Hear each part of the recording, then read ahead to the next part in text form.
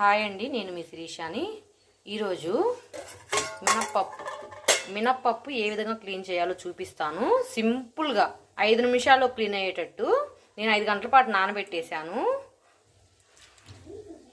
చూస్తున్నారు కదా, ఇట్లా ముందు ఇట్లా మిక్స్ చేసేసి ఇట్లా పై నీళ్ళు వంచేసుకోవాలి. చూసారు కదా పప్పు ఎలా వస్తుందో. మళ్ళీ దీంట్లో వాటర్ పట్టుకోవాలి. పట్టు పైకి వచ్చింది. అట్లా వచ్చినప్పుడు పట్టుకున్న వెంటనే ఇట్లా వంచేస్తే పొట్టంతా,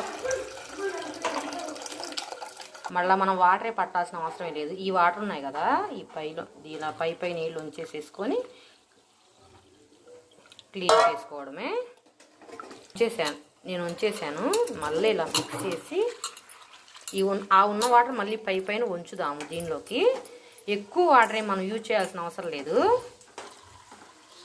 ఇట్లా పై నీళ్ళు మళ్ళీ వంచేస్తున్నాను.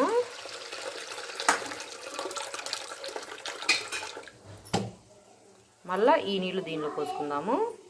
ఇట్లా పోసేసుకొని మొత్తం కడుగుదాము. అట్లానే చూశారు కదా ఎట్లా క్లీన్ చేశానో. ఇదిగోండి, ఈ వాటర్తో నేను క్లీన్ చేసింది. పట్టు చూడండి ఎంత వచ్చిందో. పై నీళ్ళన్నీ వంచేస్తున్నా. ఇదిగోండి, అయినా కూడా దీంట్లో కొంచెం పట్టు ఉంటేనే బాగుంటుంది. నేను గారెలకు పోసాను. ఇది ఎంతో హెల్దీ. అసలు మినపపట్టు, మనం మినపగుళ్ళు అసలు ఎప్పుడూ వేయకూడదు. ఎక్కువ ఇది యూజ్ చేసుకుంటేనే బాగుంటుంది. అట్టుకైనా, ఇడ్లీకైనా, గారెకైనా, టిఫిన్ సెక్షన్ ఏదైనా మినపట్టు పప్పు అయితేనే బాగుంటుంది. పెద్ద పని అనుకుంటారు ప్రతి ఒక్కరు. ఓకే, ఈ టిప్ నచ్చితే లైక్ చేయండి, షేర్ చేయండి, సబ్స్క్రైబ్ చేయండి. Thank you.